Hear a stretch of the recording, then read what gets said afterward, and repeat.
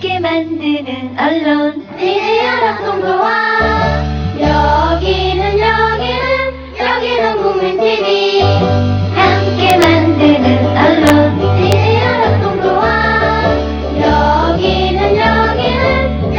국민TV 함께 만드는 언론 미디어 동거와 여기는 국민TV 함께 만드는 언론 미디어 동거와 여기는 국민TV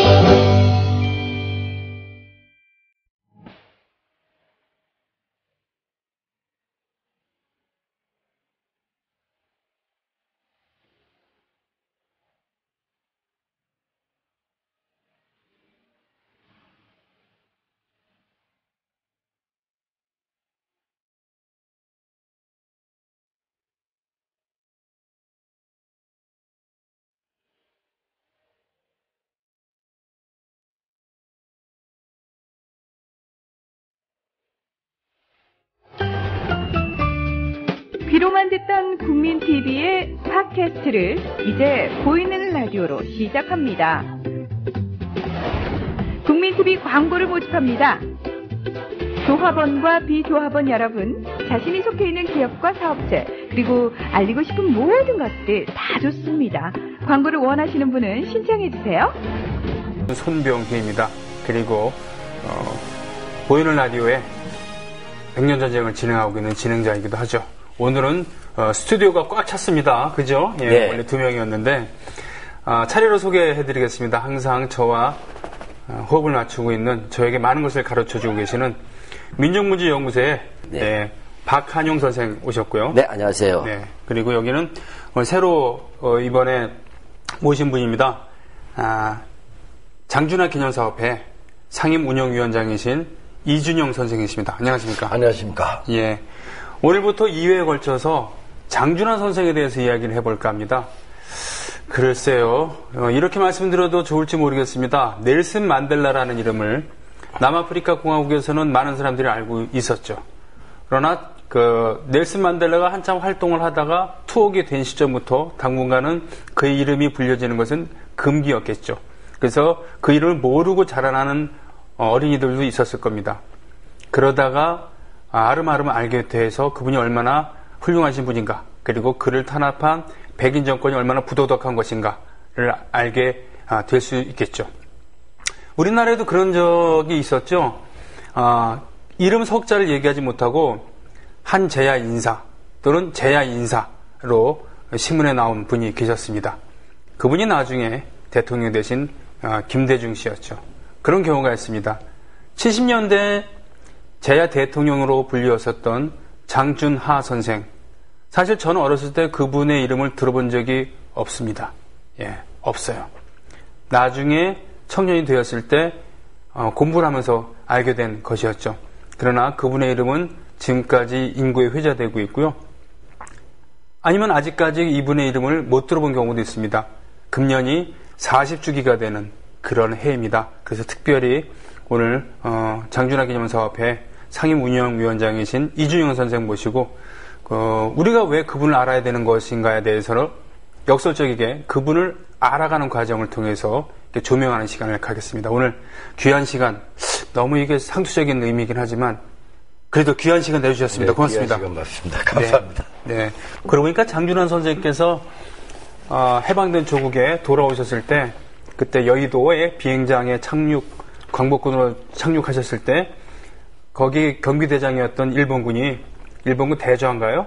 이 사람이 와서 술을 바쳤다라는 대목도 기억이 납니다. 예. 끽다가 아니라 주다거죠.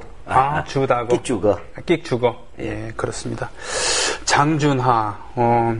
사실은 이 종이 한 장 가지고 우리가 앞으로 2시간을 2회에 걸쳐서 이렇게 해야 됩니다만, 강의안이 없는, 질문만 잔뜩 있는 그런 질문지를 가지고 강의를 진행해야 되는 그런 기분일 수도 있겠는데, 그러지 마시고 각자 아시고 있는 그런 것을 통해서 자유롭게 얘기하는 시간을 가졌으면 좋겠습니다. 물론 주로는 이제 이준영 선생님께서 얘기를 해 주시겠지만, 그분이 어떤 삶을 살았는가, 라고 했을 때 어린 시절이 중요하다고 말씀을 해주셨어요. 그래서 어린 시절부터 조명하자고 그러셨습니다. 그 취지부터 좀 말씀해 주실래요? 장준하 선생님이 이 평안북도 의주군의 이제 네. 산골 마을에서 태어나셨습니다. 근데 태어나서 일본에 유학해서 일본군에 입대하기 전까지 만났던 네. 그 수많은 인간관계들이 이후에 장준하 선생님이 사상계를 만드시거나 아니면 민주화 운동을 진행하실 때 네. 또는 더 큰 의미에서 볼 때 대한민국 민주화 운동의 큰 거목들을 그 가운데서 이제 만나 나가시면서 역사의 한 획을 만들어 나가는 관계들이 네. 태어나서부터 일본 유학생까지 인간관계에서 대체로 나온다 그런 판단을 합니다. 네. 그랬군요. 네. 하긴 이분의 그 중년 이후에 삶에 대해서는 이러저러하게 아름아름으로 듣기도 하고 뭐 TV도 나오고 그랬습니다만 어린 시절, 리즈 시절 뭐 이런 부분에 대해서는 잘 알려지지 않습니까? 네, 그렇죠. 네. 그런 의미에서 의주에서 태어나셨다고 하는데 의주라는 것은 역사적으로 선조가 거길 통해서 중국으로 내빼려고 했었던 그 의주 맞죠? 맞습니다. 예. 거기 철도가 놓이면서 신의주라는 지명이 생겼습니다만, 예. 그 출생과 가족 상황이라 할까요? 네. 어떻게 됐을까요? 장준하 선생님은 부친 조남은 이제 장석자 인자십니다. 장석인 목사님과 그 어머니 김경자 문자, 김경문 여사님 사이에 둘째로 태어나셨죠. 4남 1녀입니다. 네. 근데 그 둘째였는데 첫째가 태어난 지 얼마 안 돼서 죽어요. 아, 예. 그래서 이제 장남으로 살아오셨던 분이시고요. 근데 이제 장준하 선생님을 논하려면은 아버님보다는 할아버지를 먼저 좀 논해야 됩니다. 그래서 네. 이제 의주가 이 선조가 도망가려고 했던 네. 이제 뭐 종착점이기도 한데 북방 관문입니다. 청나라 이후부터는 뭐 특히 근대 선진 문물과 학문, 신학문을 받아들여 나오는데 이제 굉장히 최첨단의 이제 그 관문인 이 북방 관문인데 조부이신 장윤하 선생은 한학자세요. 네. 이제 과거 시험까지 준비를 했던 한학자시고 또 동네에서 마을 주민들이 아프면은 병을 고쳐주는 한의사이기도 했고 요런 동양적 전통 하에 그 북방관문에서 신학문을 빨리 이제 배우시게 돼요. 근데 이제 신학문을 접하다 보니까 자연스럽게 기독교를 접하게 되고 독실한 기독교 신자가 됩니다. 그랬군요. 그래서 교회 장로시죠. 예. 그러시고 그 인근 마을에서 유일하게 신문을 구독하셨던 유일한 분으로 이제 증언이 되고 있습니다. 그래서 기록으로 동아일보로 알고 있고요. 그러니까 굉장히 동양 전통의 우리 한학과 한의는 물론이고 신학문, 기독교를 이제 습득하시고 더불어 이렇게 신문까지 구독하시면서 세상에 이제 어떻게 흘러가는지에 관심이 많으셨던 이제 그런 분이시죠. 이제 그리고 이제 아버님이 좀 독특한데 14세에 장가를 가십니다. 한국 나이라요? 네, 14세에 2살 연상에 김경문 여사와 결혼을 하시고 장준하 선생을 낳으신 거는 18살에 장 선생을 낳으세요. 그렇군요. 근데 왜 이렇게 좋아하세요? 아유, 저도 늦게 간 건 아닙니다만. 네. 네. 근데 문제는 이제 이 할아버지, 그러니까 장석인 목사의 아버님인 장장로님이 이제 굉장히 그 민족적 그 색채가 강하셨기 때문에 이 아들인 장 목사님도 그런 색채가 강하셨고. 아, 목사. 그래서 1918년에 장 선생이 태어나고. 네. 1919년에 3.1운동이 났을 때 이 장석인 이 청년이죠. 19세의 청년이 3.1운동 때 태극기를 제작 배포하는 임무를 맡으셨어요. 그렇군요. 그 의주 지역에서. 네. 그러다 이제 체포까지는 안 됐지만 굉장히 요주의 인물로 이제 감시를 이제 평생을 받게 되는. 그랬군요. 예, 그런 과정이 있게 됩니다. 그래서 이제 감시가 심하니까 의주에서 살 수가 없어서 이제 삭주라고 하는 굉장히 깊은 산골에 더 산골인 청계동 이제 온 식구가 이사를 가게 됩니다. 평주 삭주는 평안북도에서 왼쪽이고 그 네. 전북강변이라고 네, 맞습니다. 거기가 이제 그 의유자락은 더 오른쪽이잖아요. 네, 네, 맞습니다. 개마고원 그 근처 네, 아닙니까? 네. 예. 그래서 그쪽으로 이주를 했고 그 장석인 목사는 이제 만학의 길을 가죠. 아. 그때 이제 신성중학교를 입학을 하고 숭실전문학교를 입학을 하고 숭실전문학교를 졸업하셨을 때가 30세입니다.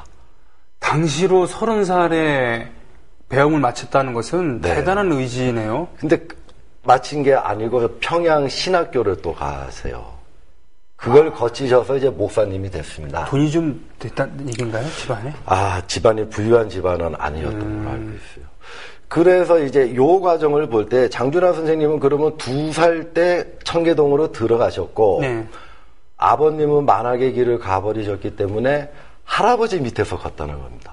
그래서 할아버지가 중요하다는 네, 얘기인가요? 할아버지로부터 한학을 배우셨고 아. 그리고 기독교 사상을 이제 아주 경건하고 올곧은 그런 사상을 배우셨고 여기 또 하나 이제 중요한 게 이 삭주가 이 청계동 인근 지역이 그 당시에 이제 만주에 있는 우리 박한영 선생님이 너무 잘 아시겠습니다만은 만주에 있는 독립군들이 압록강을 넘어와서 일본 경찰서 하나에 있는 파출소죠. 주재소를 주재소. 습격하는 일이 가장 빈번했던 이제 그런 지역이었어요. 이 삭주가. 여기 일종의 국경 수비대가 있었던 곳이에요. 네. 그렇군요. 하긴 보니까 중국 땅에서 보니까 그 개천이라고 얘기하면 안 되고 하여튼 그 압록강, 두만강이 그 하류 빼놓고는 그다지 넓은 데가 아니더라고요. 그렇죠. 예, 우리 식으로 따지면 청계천보다는 좀 너무 그렇게 심하게 비유하시면 중량천 정도.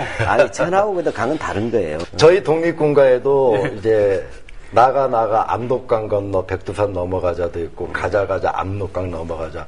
이제 그런 지역이 이제 압록강 근처가 많았지만 삭주도 이제 그런 지역이기 때문에 성장하는 과정 속에서 그런 전투 장면에 대한 소문도 듣고 그런 피해에 대한 이제 피해 전투에 대한 이야기들도 듣고 그런 것들이 이제 유년 시절에 많은 영향을 받은 또 이제 독립군이 오간 얘기를 듣는 그렇죠. 거죠. 요즘은 풍문으로 들었어가 지역이었다. 독립군이 왔다 갔다는 소리를 풍문으로 들었다는 얘기예요. 자, 그러면은 우리 박한영 실장님께 여쭤보겠습니다. 일단 청계천은 철회하고요. 죄송합니다. 대신 제가 철회하겠습니다. 그러니까 상류에서는 그래도 좀 이게 넓지가 않았잖아요. 그리고 하류에서도 지금 한강처럼 넓지는 않았잖아요. 네, 한강같이 넓지는 않아요. 물론 그렇지는, 그렇습니다. 예. 뭐 이런 거였는데 그 의주 단둥 거기 빼놓고는 그래서 이 중류나 상류 같은 경우에는 그러니까 월경하기가 만만하다는 그런 의미로 그렇죠. 제가 말씀을 드리는 네, 맞습니다. 부분인데 그래서 이게 일본 경찰들이 예. 특별히 조직하는 게 국경 수비대예요. 음. 그러니까 거기에 경찰은 지금 우리가 말하는 그런 일반적인 우리 일반적인 그런 민생 치안이 아니고 네. 그게 군대예요. 그러니까 쉽게 말하는 신갈파리라든지 삭주 이런 데는 뭐냐면 아예 요새를 만들었어요. 네. 그러니까 우리가 주제소라 얘기하지만 그게 일반적인 게 아니라 그 강가에다가 돌을 쌓아서 기관단총을 설치하고 막루 초소를 만들어가지고 그걸 기관단총 가지고 일본 경찰이 수비하는 것이다. 기관총을. 예. 네. 제가 질문하고 싶었던 것은 지금 장준하 선생의 할아버지 그리고 부친의 그런 한학자이시면서도 또 한약의 전문적인 식견을 갖고 있으면서도 신학문을 받아들이고 기독교를 주체적으로 수용하셨다. 제가 이 내용에 어디서 읽었더라 했더니 바로 문익환 목사님의 그런 그렇죠. 평전에서 읽었습니다. 바로 그분들은 함경도에서 이주하셨다 그랬나요? 그렇죠. 많이 왔으니까. 그래서 그 김씨 집안, 김야견이죠? 김야견 목사님, 그리고 또 문씨 집안. 네, 또 윤씨 집안도 있었잖아요. 그렇죠. 윤동주 집안. 이분들이 그 대규모로 솔거해서 주체적으로 강을 건너서 만주 땅에 가셔갖고 명동촌을 건설하고 뭐 이랬던 분들이잖아요. 이분들이 김야견 목사님 같은 경우도 원래 기독교인이 아니고 한학을 하셨던 분인데 그렇죠. 기독교를 주체적으로 받아들이고 신학문을 받아들이면서 우리가 조선이 망하지 않으려면 교육도 중요하고 신학문을 받아들여야 되고 이 신앙도 가져야 된다. 뭐 이렇게 들었거든요. 그래서 그렇죠. 문익환 목사님의 아버님도 목사님 되신 거고 그런 건데 나중에 장준하 선생이랑 바로 친구지 않습니까? 그걸 뗄 수 없는 관계죠. 그러면 그 당시에 서북이라고 할까요? 평안도 쪽, 함경도 쪽에 그런 그 개화된 그런 분들의 그 풍토가 분명히 그런 부분이 있었다는 얘기인가요? 그렇죠. 함경도는 조금 다를 수는 있어요. 평안북도하고 함경도를 비교하자면 훨씬 그 평안도가 개방적이죠. 아, 예. 함경도는 그야말로 산골지대입니다. 아, 그렇군요. 이 3.1운동에서는 주도적인 역할을 했던 게 물론 여러 종교 다 했지만 서북교회들은 굉장히 큽니다. 평안지역도 기독교. 그렇죠. 하긴 1905년도에 평양 대부흥을 지금 우리나라의 개신교 신자들은 매우 자랑스럽게 생각합니다만 1919년 적어도 그때까지의 그 기독교라고 한다면은 뭔가 좀 진취적인 그 민족적인 그런 성향을 많이 보였다고 전 뭐 어디선가 들은 바가 있습니다만 자 그럼 계속 얘기를 이어나가겠군요. 네. 이제 거기서 유년 시절을 그렇게 할아버지 수라에서 삭주에서 이제 공부를 했고 그러나 이제 정규학교는 가야 되지 않습니까? 네네. 근데 어느덧 나이를 좀 찼기 때문에 그 인근에 있는 대관 국민학교에 그러니까 지금으로 치면 후학교죠. 대관 소학교. 네, 후학교에 보통 학교가 나중에 이제 5학년으로 편입을 합니다. 그래서 이제 보통학교를 2년 만에 졸업을 하고 아하. 그 유명한 이제 평양 숭실중학교에 입학을 하죠. 자, 숭실중학교 자막 딱 아마 뜰 거예요. 생각나시는 분들 너무 많죠. 네. 뭐 윤동주 네. 선생님, 문익환 목사님 문익환. 외에도 상당히 많이 나옵니다. 문 목사님이나 이런. 근데 장준호 선생님 실제로 1년밖에 안 다니세요. 평양 숭실은. 아, 그렇습니까? 근데 이제 연보를 보면은 윤동주 선생님이나 문익환 선생님하고 같이 재학 1년을 한 거는 이제 정확하고. 근데 이제 이 양반이 거기서 뭘 깨우치냐면 이제 너무나 잘 아시는 그 브나로드 운동. 브나로드. 네. 예, 참 발음도 힘든. 아는 게 힘이다.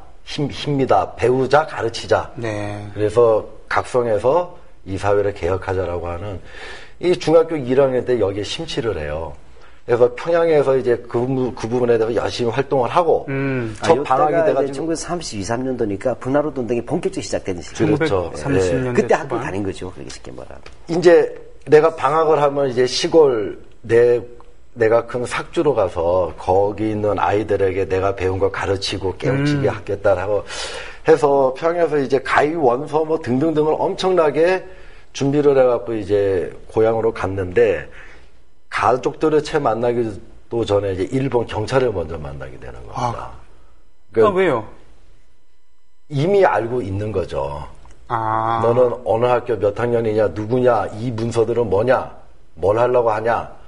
장준하 선생님이 쓴 글에 보면은 그때 태어나서 처음으로 일제에 대한 그 저항과 분노심이 생겼던 때다라고 이야기를 합니다. 가만 보자고요. 그 당시에 고복 숭실중학교 중학생이라면은 지금의 대학생보다 훨씬 드문 귀한 사람 아니겠습니까? 그렇죠. 지금 대학생이라고 해서 그 경쟁률이 1.8대 얼마잖아요. 네. 근데 그 당시에 숭실중학교 갔다면 이미 그 시기엔 지식인이고 엘리트예요. 하긴 그 당시 소학교를 졸업을 하고 선생님으로 부임하는 경우도 있었으니까요. 네, 그렇죠. 예, 물론 사범학교를 다녔어야 되지만 그렇지 않고 학교들도 많은데 선생님들은 수요가 많으니까 소학교만 나와서 선생님을 하기도 했을 때 중학생, 게다가 숭실중학생이라고 한다면 엘리트이고 더군다나 평북 삭주에서 삭수 출신의 숭실중학생이라 그러면 일경의 감시를 받긴 받았겠죠. 네, 맞습니다. 예. 네. 그때 이제 선생님 회고록대로 일제에 대한 그 저항심과 분노심을 처음으로 느끼셨고 이제 그런 아들이고 또 손자를 보는 이제 아버님이나 할아버님 입장에서는 굉장히 이제 좀 마음이 아프죠. 이제 평양에다 혼자 내놓기도. 네. 그럴 때 이제 부친인 장석인 목사가 마침내 학원을 마치시고 그 신성중학교 본인이 졸업했던 신성중학교의 목사님으로 부임을 합니다. 네. 이제 그러니까 본인의 이제 그 휘하에서 그 좀 보호도 받고 관리도 받고 하면서 이제 성장해 나가기를 원하신 거죠. 네. 그래서 평양 숭실을 이제 그만두고 신성중학교로 옮기게 됩니다. 그렇군요. 이제 장석인 목사님 입장에서 보면은 본인이 이제 나가서 공부를 하느라고 아들을 못 키운 거예요. 그렇죠. 그렇게 이제 아들과의 이제 관계도 복원하고 싶었고 평양에서 이미 본인 다음으로 또 일제 감시를 받기 시작한 이제 집안의 장남에 대한 걱정도 있고 해서 신성중학교로 데리고 옵니다. 근데 이제 신성중학교에서 더 큰 일이 생깁니다.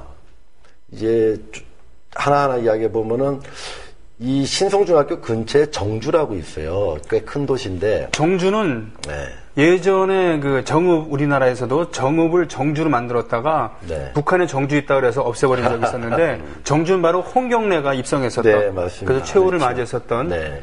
그 농성을 했었던 바로 대도읍입니다. 겁니다. 예. 예. 이게 정주에 또 너무나 유명한 민족학교가 하나 있었죠. 오산학교라고. 남강 이수근 선생인가요? 네. 네. 그 학교에 도깨비 선생님이라는 별명을 가진 분이 계셨어요. 항상 보면 학교에 우리 학교 다닐 때 보면 도깨비, 미친 개 이런 사람들은 선생님들 꼭 있었어요. 근데 왜 도깨비냐? 네. 모르는 게 없다. 도깨비 방망이지. 너무 잘 알아서 도깨비다.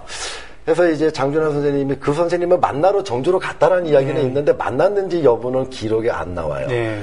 근데 그 선생에 대해서 굉장한 존경심을 갖기 시작했다는 기록이 있고, 예. 이제 그 선생님의 별명이 도깨비 선생 또는 함도깨비라고 했습니다. 함 선생이었군요. 함석근 선생입니다. 바로 함석근. 네. 그렇군요.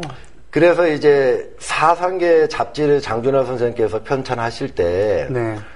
이 함석근 선생을 초빙해서 글을 쓰시도록 한 것도 이미 이제 중학교 시절에 정주에 있던 도깨비 선생 함도깨비를 이미 잘 알고 존경했다는 거죠. 숭실학교에서 그 문익환, 윤동주 네. 등등을 만난 얘기 이게 잠깐 지나갔습니다만 그게 소시적인 일련은 대단한 인연이잖아요. 그럼요. 예. 윤동주와 감수성이 예민하시죠. 문익환의 그렇죠. 만남은 특히 이제 문익환 목사님과의 만남은 뒤에 다시 유학 그렇죠. 시절로 이제 가서 또 이야기가 될 겁니다만은.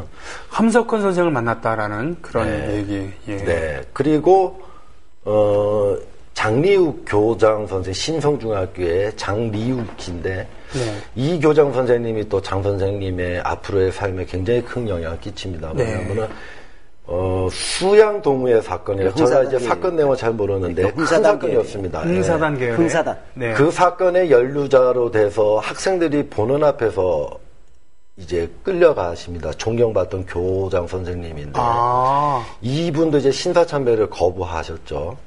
근데 이제 그 사건 연루자라고 해서 끌려가서 이제 구속이 되시고 서울구치소에 이제 갇히시게 됩니다. 그때 이제 장준하 선생이 앞장을 서서 일본어로 된 모든 교과서를 전교생과 함께 다 찢습니다. 엄청난 거죠. 네, 다 찢어요. 다 찢고 동맹파업, 소위 말하는 수업 거부 시위를 합니다. 이게 몇 년도 얘기죠? 아, 그게 38, 9년도가 되니까 상당히 어려운 시기죠. 네. 와, 그러면 장준하 선생이 그 우리 식으로 따지면 21~22살. 그렇습니다. 그렇죠. 야, 그러나 근데 예. 그렇게 해갖고 일본 경찰한테 포위가 돼요. 네. 이제 동맹 파업을 했기 때문에. 그래갖고 이제 끌려가고 맞고 하다가 이제 몇 사람들만 뒷산으로 도망가서 이제 포위가 됐는데 일본 경찰들이 와서 주동자만 나오면은 나머지는 방면한다. 네, 네. 그때 이제 장준하 선생이 내가 주동자다. 그래갖고 이제 앞으로 걸어 나가셔서 그 경찰서 유치장 신세집니다. 아니, 생애 최초에. 요즘에 우리나라의 지도자라고 하는 사람들 이랑은 전혀 다른 행보를 보이고 있네요. 이때 신안소학교 시절이잖아요. 아니요. 신성중학교. 신성중학교 시절. 예, 신성중학교 학생 시절이죠. 근데 요때 처음으로 유치장 철창에 갇혔는데 그때 이제 같이 끌려갔던 한 학년 밑에 네, 네. 후배가 철창에 갇힌 장준하 선생을 묘사해서 쓴 글에 네. 입술을 굳게 깨물고 예. 철창 밖 창문을 응시하는 그에게서 전율을 느꼈다. 라고 썼는데 그 글을 쓴 분이 개훈재 선생입니다. 나 지금 짜릿해지려고 그러는데, 네. 다른 얘기든 들어봤지만, 함석헌 선생, 함도깨비 얘기도 처음 듣고요. 네. 그리고 개훈재 선생도 처음 듣습니다. 신성중학교의 한 해 후배입니다.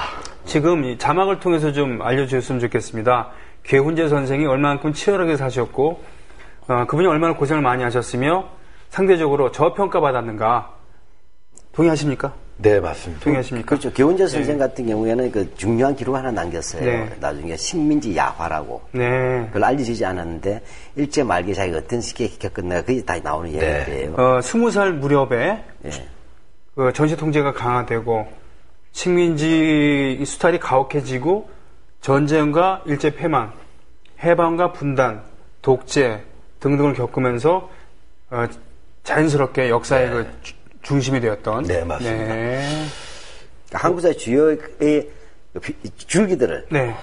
그 바깥에서 있지 아니하고 그 강줄기 속에 들어와 있어서 흘러갔던 한국 근인에서 흐름 그 자체들이죠. 엄청나군요. 그리고 최초로 이제 철창 신세도 저보시고 네. 그 빵동지 아닙니까? 쉽게 말하면. 개은재 선생님하고는 교육생이랑. 그때 이제 빵둥지가 된 거죠. 세상에. 네.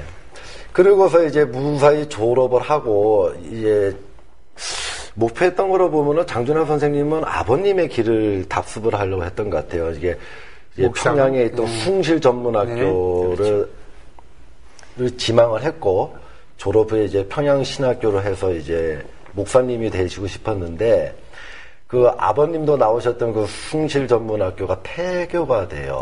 그 맥춘이라고 하는 이 선교사가 학교 교장이었는데 신사참배를 거부를 해서 그러니까 이제 진로가 막힌 겁니다. 그렇군요. 그렇다고 그래갖고 이제 가난한 집안에서 연희 전문까지 이제 유학을 오기, 그러니까 서울로까지 오기에는 좀 힘들었고, 그래서 그렇죠. 이제 갈 길이 막막해졌을 때 이제 그 선천이라고 하는데 신안소학교라고 하는 조그만 산골 학교가 있는데 거기에 이제 교사 자리가 둘났다.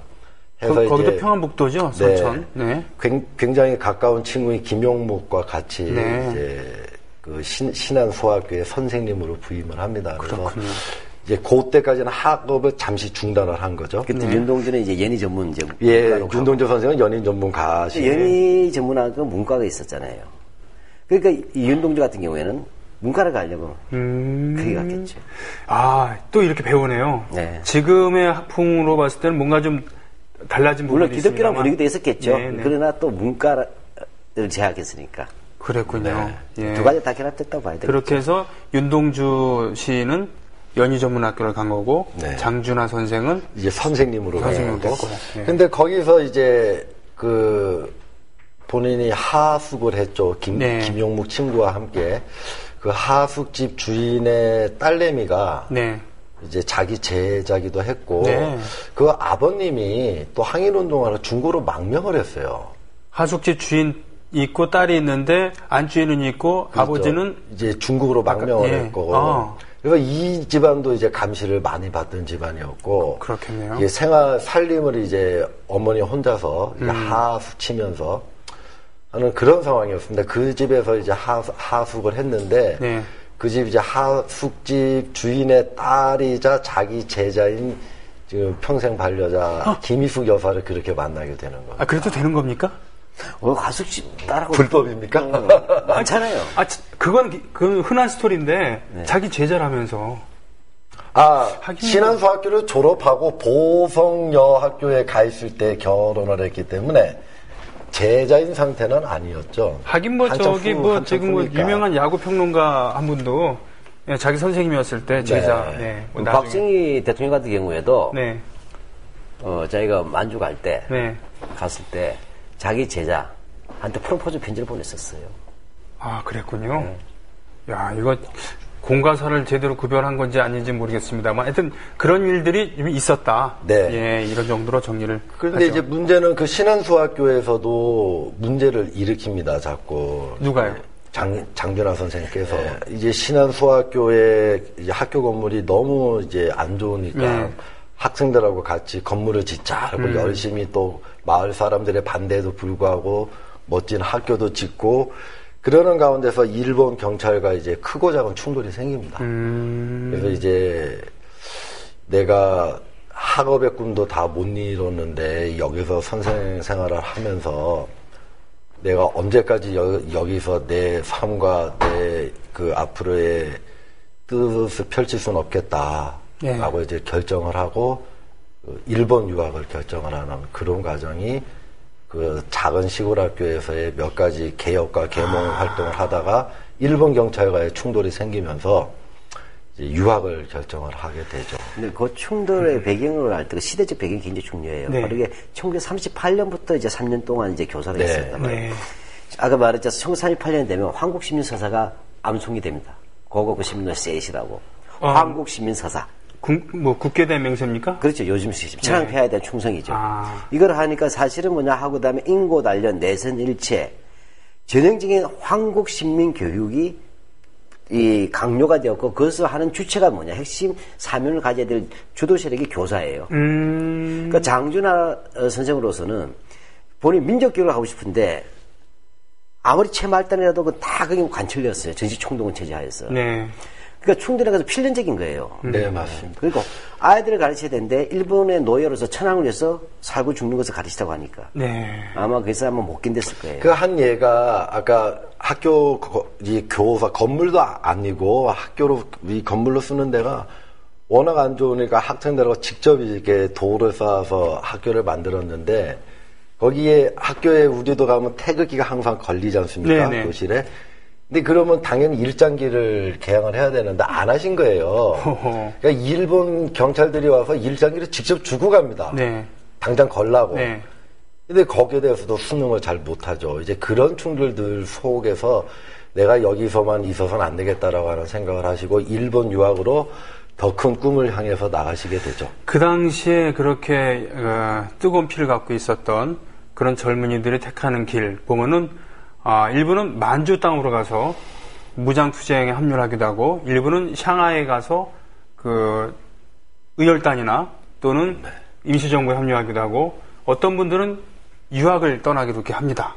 그렇죠? 근데 그거는 박한영 선생님께서 정리를 해주시겠지만 그 시대별로 다르죠. 그렇습니까? 예, 상하이나 만주로 가던 때는 뭐 저희가 잘 아듯이 뭐 청산리 싸움이라든지 봉오동 전투라든지 뭐 고산자령 전투라든지 그런 쪽은 이제 해방 이후 아니 여기 3.1운동 이후 예 그때 이제 망명객들이 많은 거고요. 네. 장준하 선생의 장정 세대라고 하는 부분이 이제 마지막 네. 망명 세대예요. 네. 이제 나중에 나올 얘기긴 한데 위양 나왔으니까. 네. 그러니까 우리가 이제 망명을 할 때 제 1차 망명이 있어요. 네. 1차 망명이 1910년 전후한식입니다. 10년 전후한. 흔히 말 국망 전후에. 네. 이게 제1세대 망명객이죠. 네. 근데 제2세대 망명객은 3.1운동을 주도했던 청년층들이에요. 네. 그러니까 민세 안종 선생 같은 분도 그때 일시적으로 누구요? 민세 안재홍. 나중에 조선일보 사장을 제가 한번 얘기했었죠. 또는 안재홍 선생. 또는 누구죠? 그 조수왕 선생 같은 경우도. 조수왕 선생. 그래서 이 1919년에 2차 망명이 있었어요. 네. 이게 망명이 시대. 김구 선생도 그때 망명이죠. 사실 그렇지. 그러고 나서인데 그때 이제 갔을 때가 이제 어른들은 이제 대거 나갔고 청년들도 많이 따라갔죠. 그러다 네. 청년들 이제 일부는 뭐냐 실망하고 임시정부에 실망하고 의열단으로 가거나 네. 다시 국내 들어와서 사회주의와 결합하는 방식입니다. 근데 이 3차 망명이 윤목일 어거라 그래요. 윤봉길. 예, 왜냐하면 1932년인데 32년. 이 시기에 청년들이 뭘 해야 될지 몰랐단 말이에요. 네. 근데 시라카는 일본 그 상해군 진주군 총사령관을 죽여버렸잖아요. 네네. 시라카와. 예, 이거 우리도 그렇게 하겠다. 이게 나온다. 그러니까 그때 이제 가정부 찾아가기. 백범 김구 선생이 이제 뜨는 거 아닙니까? 임시정부죠. 그때 국무령으로 계시기도 하고 뭐 또는 주석이라는 이름으로. 이때는. 예. 이때 저희죠. 의열단 아니 한인애국단 네네네. 이제 단장을 했었죠. 네. 그 32년 이렇게 되고 그 다음에 망명이 어려웠어요. 망명인데 망명 자체를 하지 않으면 생사가 나누던 시기에 바로 1940년대. 이제 징병 이런 것도 되고 학병 올 때. 그때는 좀 더 절박한. 그렇죠. 예. 어차피 일본군의 총알받이 되는 거예요.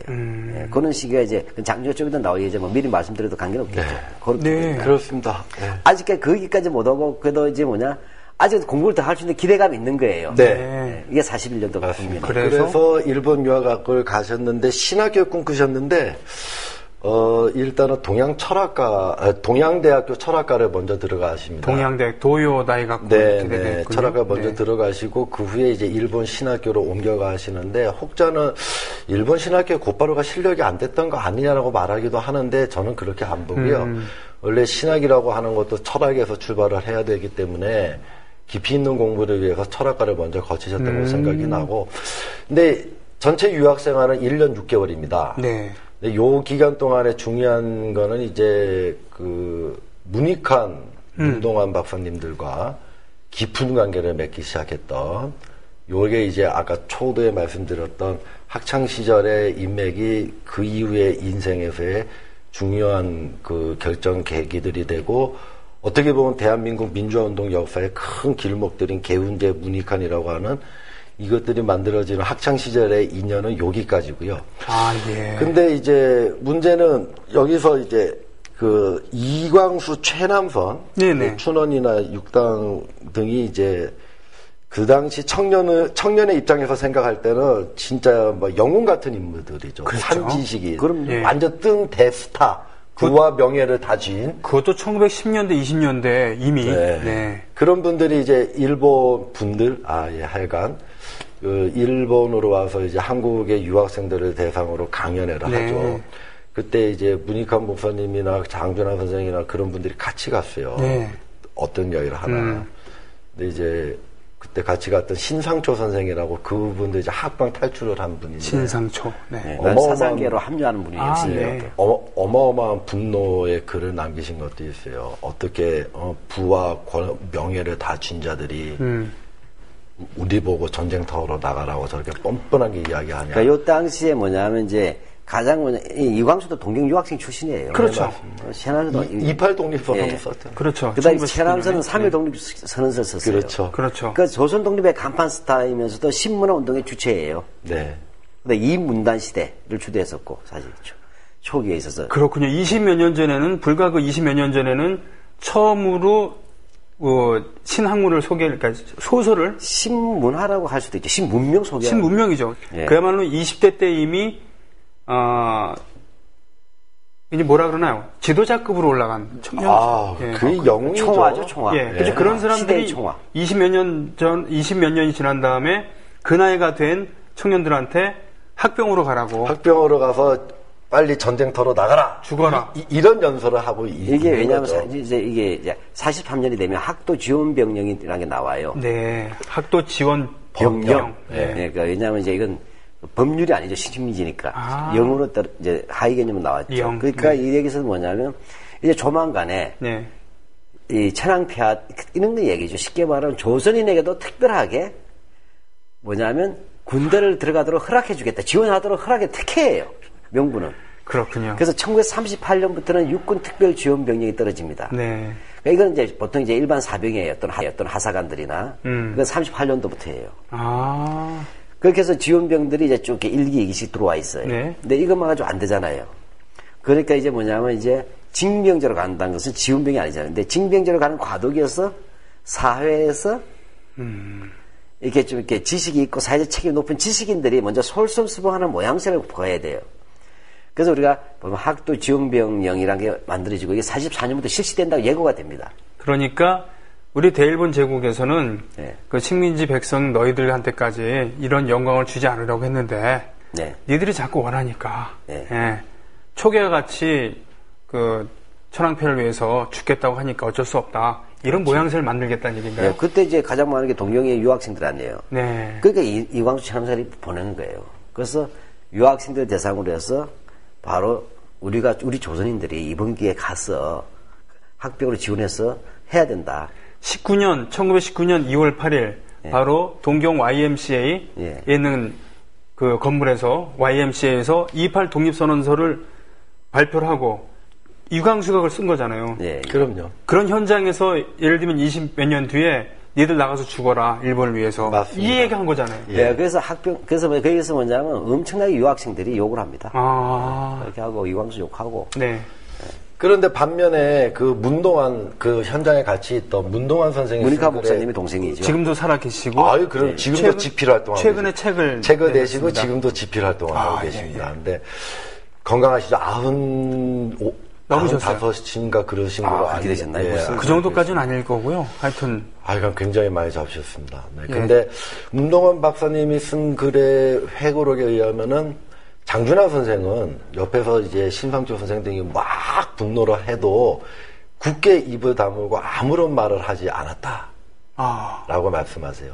이제 여기까지가 이제 아까 첫 번째 질문하고 이제 연장되어 온 태어나서 유학까지 이때 직전까지 네. 이렇게 제가 좀 정리하고 왜 굳게 입을 다물고 있었는가는 이제 본인은 입대를 결정을 한 상태였거든요.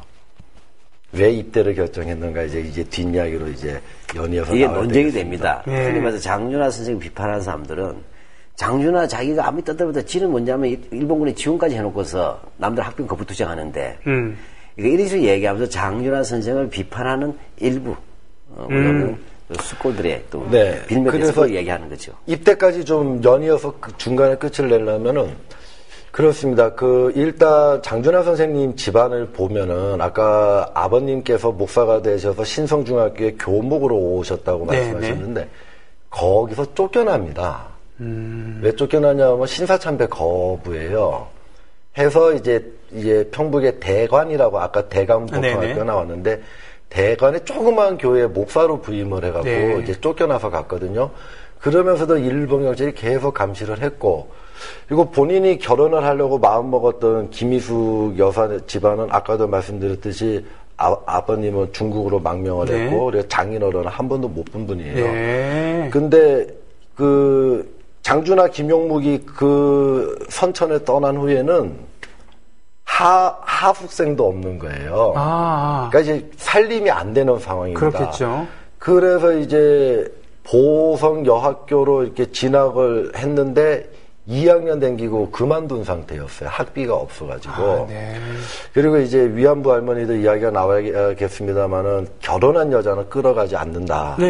라는 것도 있었기 때문에 장 선생은 내가 입대를 하면서 내 신변 정리를 어떻게 하느냐, 결혼을 해서 내 사랑하는 제자 희숙이를 우리 아버님한테 보내놓고 그러면은 이쪽에 살림이 조금 덜할 거지 않습니까?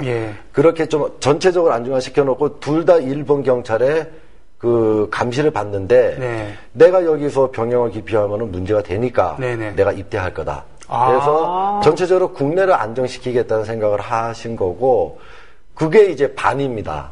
또 반은 계속 쌓아왔던, 이제 태어나서 할아버지한테 교육 받으면서부터 쌓아왔던 또 민족적 자부심, 저항심, 분노심이 실천의 단계로 간 나이가 된 거죠. 그래서 그거를 중국에 있는 임시정부로 찾아가겠다라고 하는 마음을 먹고 그 방법으로 입대를 택하는 겁니다. 그렇군요. 자, 아까 교과서를 찢었다고 했을까? 38년, 39년 확실합니까? 38년 전이죠. 전이죠? 아까 잠깐. 전시총도 이제 전이죠. 전. 그렇다 하더라도 35년도 정도 되면 학생운동이 막바지예요. 그렇군요. 왜냐하면 첫째 통제가 들어가니까. 그런 끝물에 저항운동을 했다고 보면 되겠죠. 그렇군요. 또 한 가지, 문동환 목사님은 진짜 95 정도 됐겠네요, 지금. 그렇게 보셔야 될걸요? 네. 문익하 목사님이 1918년, 17년 요때. 장준하 선생님도 18년생이시고. 그렇군요. 그렇죠. 20년만 되더라도 벌써 어떻게 되겠어요? 그렇군요. 지금 얘기가 무르익어가고, 학병으로 가는 그 와중에 있습니다만, 한 5, 6분 정도. 학병으로 탈출하는 그분에 대해서 좀 정리를 좀 할 시간이 있는 것 같네요. 학병 탈출. 그러니까 학병으로 가서 탈출할 때까지. 스카다 부대에서 이제 탈출한 것까지. 일단 입대는 평양으로 합니다. 평양 부대에서 이제 소위 말 우리 한국으로 치면은 지금으로 치면 이제 신병교육대 또는 이제 훈련소에 가고 평양에 가서 3개월 교육을 받으시고 그리고 문제는 그겁니다. 평양에서 훈련을 받아도 중국 전선으로 배치가 되려면 일정 정도의 신체 조건을 통과를 해야 됩니다. 왜냐하면 전쟁터로 곧바로 가야 되기 때문에. 하긴 관동군은 일본에서도 정예라고 소문이 났던 그런 데이기 때문에.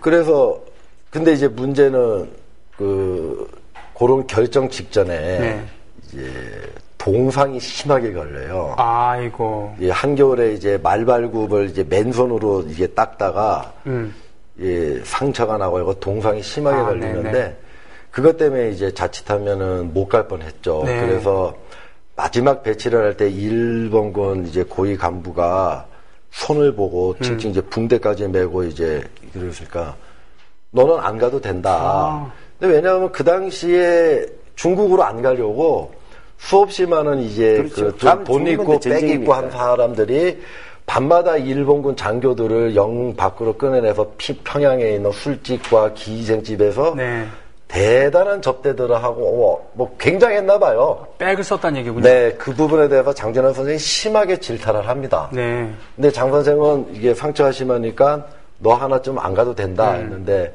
이제 거짓말을 하죠. 저는 간다.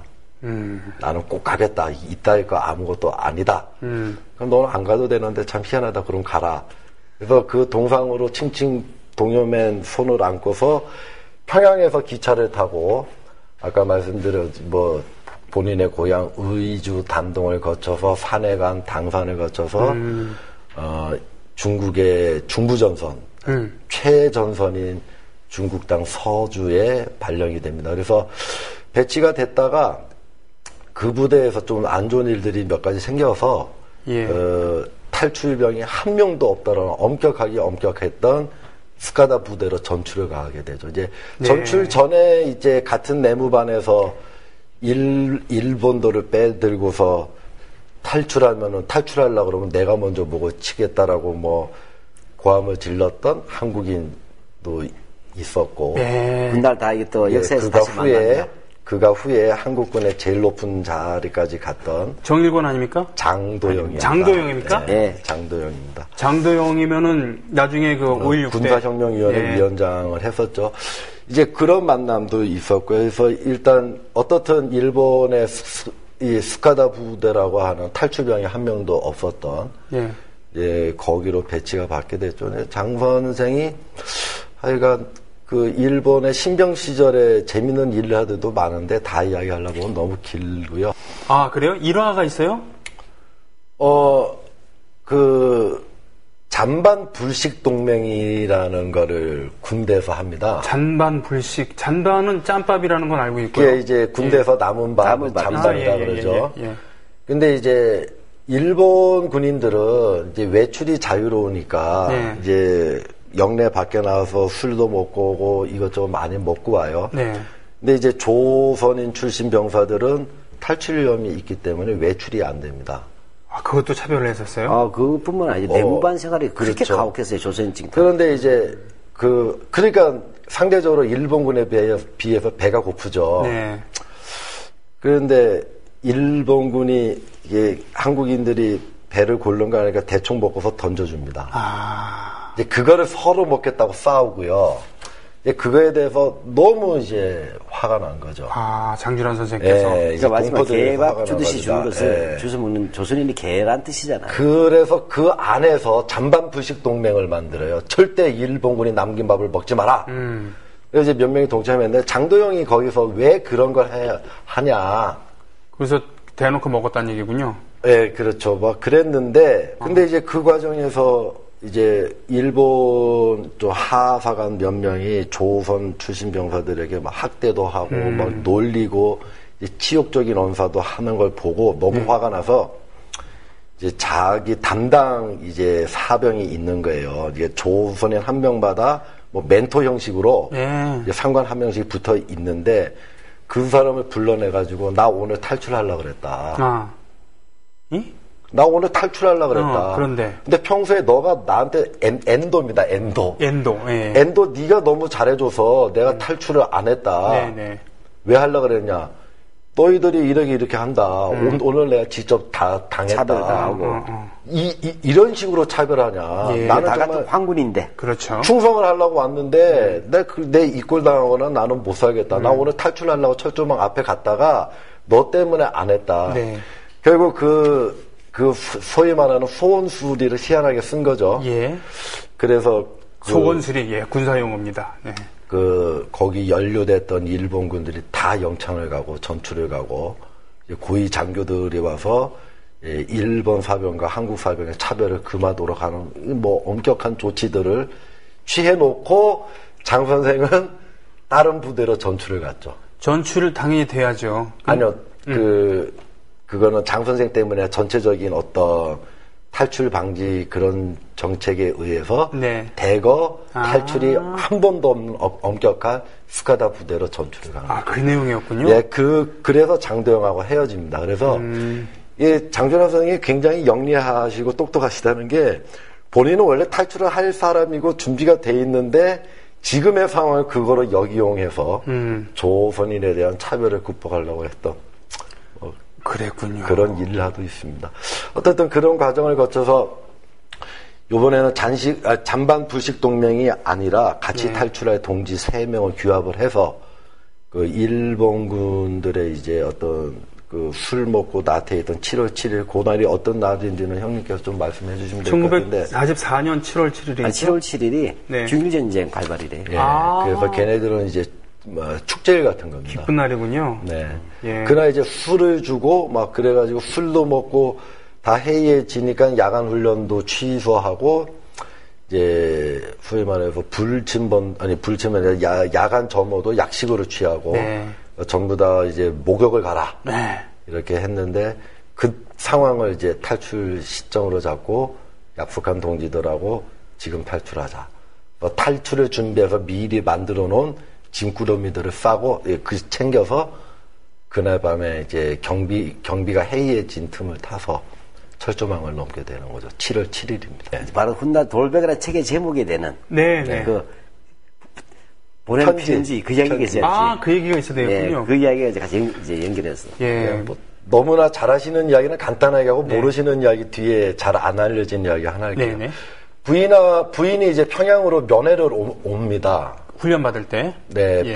평양 훈련 받을 때 마지막 면회를 왔을 때 내가 중국으로 배치를 되면 탈출을 할 거다. 네. 근데 내 편지 맨 끝에 성경 구절이 적혀 있으면은 나는 이미 간 거다. 성경의 특정한 구절. 그렇죠? 네, 네. 야곱의 야고보서에 돌베개. 나오는데 야곱의 돌베개. 그러니까 들판에서 벌판에서 이제 헤매는 그런 야곱이 뵐 게 없잖아요. 그래서 돌베개를 베고 잤다. 나의 돌베개는 어떤 것이냐. 야곱의 돌베개는 이제 광야의 돌베개고 나는 중원 내륙의 돌베개를 찾아갈 것이라고 하는 의미로 그 성경 구절을 편지 맨 끝에 예. 적었고요. 그래서 그거를 해결해서 이제 탈출을 하신 건데 이제 김희숙 여사가 그 편지를 받았잖아요. 네. 장 선생님 글 어디에 봐도 그 편지를 받은 나이 어린 신부 네. 결혼한 지 며칠 만에 입대해버려서 네. 중국으로 갔고 중국으로 간 것도 서러워 죽겠는데 탈출까지 네. 이제 했다라고 하는 암호가 적힌 편지를 네. 받았죠. 나이 어린 신부가 얼마나 겁이 납니까? 그래서 그러게요. 왜냐하면 남에 있는 가족들이 그냥 무사할 수가 없지 않습니까? 네. 그래서 이 편지를 누가에게도 못 보여주고 시아버지한테만 보여준 거예요. 예. 시어머니는 건강이 안 좋으셔가지고 네, 네. 충격 네. 받으시니까 장석인 목사께서 아무한테도 말하지 마라. 음. 라고 해서 이 비밀로 숨긴 거죠. 근데 가끔가다 일본 헌병들이 온대요. 네. 갖고 와가지고 뭐 별일 없냐고 그러면 이제 장석인 목사나 김희숙 여사께서 거꾸로 묻는 거죠. 아니 우리 그이 죽었냐 살았냐 편지가 안 온다.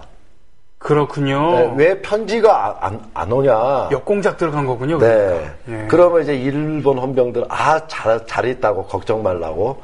근데 왜 편지를 안 써주냐. 그러니까 바빠서 그러니까 그래서 우리가 직접 와서 안부를 전하는 거다. 이제 일본 헌병들은 그렇게 연기를 하고 이제 시아버지나 김희숙 서로가 여사는 연기를 하는 거네. 왜 편지가 안 오냐 걱정되게 이제 그런 이야기를 했다고. 자, 그럼 이 시점에서요, 마무리할 때가 됐는데, 제가 오늘 기타를 들고 왔습니다. 예, 여태까지, 아이고, 이거 저 같이 하면서 처음인 것 같아요. 예, 안 넘어지게 갖고 있느라고 좀 신경 썼습니다.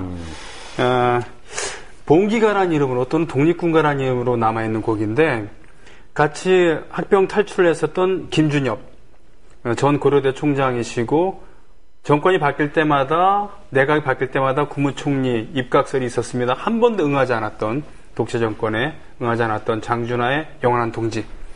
학병 동지였으며, 탈출했을 때 또 임시정부에서 같이 문예지를 발간하기도 했었던 그분이 제일 좋아했었던, 당연히 장준하 선생님도 알고 있었던 그런 노래일 텐데, 이 노래 부르고 잠깐 좀 정리하는 시간을 네. 예, 갖겠습니다.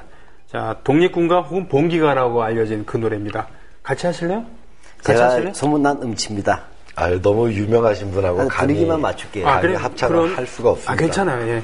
자, 부탁드리겠습니다. 같이 불러주시죠. 하나, 둘, 셋. 2천만 동포야 일어나거라 일어나서 총을 메고 칼을 잡아라 잃었던 내 조국과 나의 자유를 원수의 손에서 피로 찾아라 한산에 우러받은 손배까지도 무덤 속 놓여 있는 때까지도 노소를 막론하고 남이 하느나 어린아이까지도 일어나거라. 흘른 피로 청산을 고루 적시고 흘린 피로 강수를 붉게 하여라. 섬나라 원수들 쓸어버리고 평화의 종소리가 울릴 때까지. 원래 이건데 우리는 뒤에 붙였죠. 나가 싸우러 나가 싸우러 나가. 독립문의 해방종이 울릴 때까지 싸우러 나가세. 자, 이제 뭐 2, 3분 정도에 걸쳐갖고는 뭐 정리를 합니다만, 네. 지금 그 출생과 합병 타출까지 얘기를 해주셨습니다. 네. 정리를 한번 쭉 그 의의라고나 할까요? 어떤 환경에서 어떻게 자라났고 어떤 교육 관계가 있었기 때문에 뭐 이런 식으로 이렇게. 어렸을 때 성장 과정에서 만난 네. 사람, 그리고 배웠던 거, 그리고 마음에 깊이 담았던 거. 예. 그리고 이제 청년기에 어떤 꿈을 세우고 어떤 인생의 목표를 정해서 결정을 하고 결단을 하고 실천을 해갔는가. 네. 그것이 이제 향후 평생을 살아가는데 매우 중요한 바탕이 된다고 생각을 합니다. 그래서 다음 주에 이제 이후에 장준하 선생이 어떤 삶을 살아가셨는지에 대해서 이야기가 되겠습니다만은 네네. 오늘 이야기가 네. 남은 장 선생의 청년기 이후와 중년기 그리고 돌아가시는 상황까지의 모든 인생을 좌우합니다. 그래서 저는 대한민국의 뭐 돈이 많이 드는 교육, 선진 교육, 뭐 선행 교육 그런 교육이 아니라 네. 정말 인성 교육과 청년기에 어떤 정신을 가지고 어떤 꿈과 어떤 미래를 설계하느냐가 이제 한 인간의 남은 삶을 좌우하고 그것이 본인뿐만이 아니라 이 사회와 이 나라 전체와 이 세계에 큰 영향을 끼칠 수 있다. 그런 거를 이제 이야기할 수 있을 것 같습니다. 알겠습니다. 박 실장님. 예, 뭐 지금 아직 뭐 이준 선생님 아주 정확하게 잘 정리해 주셨는데 네. 이 시기는 바로 이제 청년운동의 청년이 새로운 운동의 주체로 떠오른 시기예요. 예. 예, 그러니까 무슨 얘기냐면 이 41, 2년 되고 43년에 이제 쉽게 보면 학도 지원병이 나오고 44년, 네. 45년이 되면 이제 징병제로 가지 않습니까? 네, 또 징병제로 가장 핵심은 20대예요. 네. 10대 말에서. 따라서 뭐냐, 이거, 그 다음에 전쟁 시기죠. 네. 군인이 요구된 시기. 따라서 이 시기의 청년들은 대단히 혹독한 시기를 사는 거예요. 가장, 다시 말하면, 침묵하고 굴중하면 목숨은 부지할 수 있었는데, 과거에는. 이제는 침묵조차 하더라도 총알바지 끌고 죽는 시기죠. 따라서 이 청년들은 뭐냐, 결단을 내야 된다. 그렇군요. 일본의 총알바지가 돼서 노예로 살 것이냐.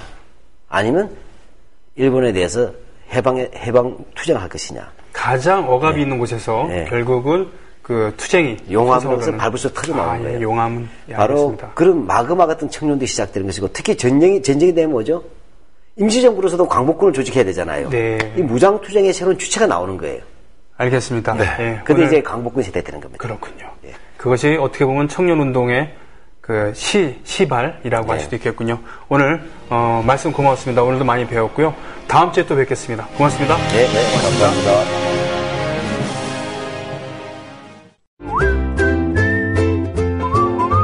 국민라디오 팟캐스트 응원하는 가장 쉬운 방법 아시나요? 다운로드하기, 별점 주기, 댓글 달기, 구독하기. 국민라디오 팟캐스트 널리 알리는 가장 쉬운 방법 다운로드하기, 별점 주기, 댓글 달기, 구독하기. 기억하세요. 다운로드하기, 별점 주기, 댓글 달기, 구독하기.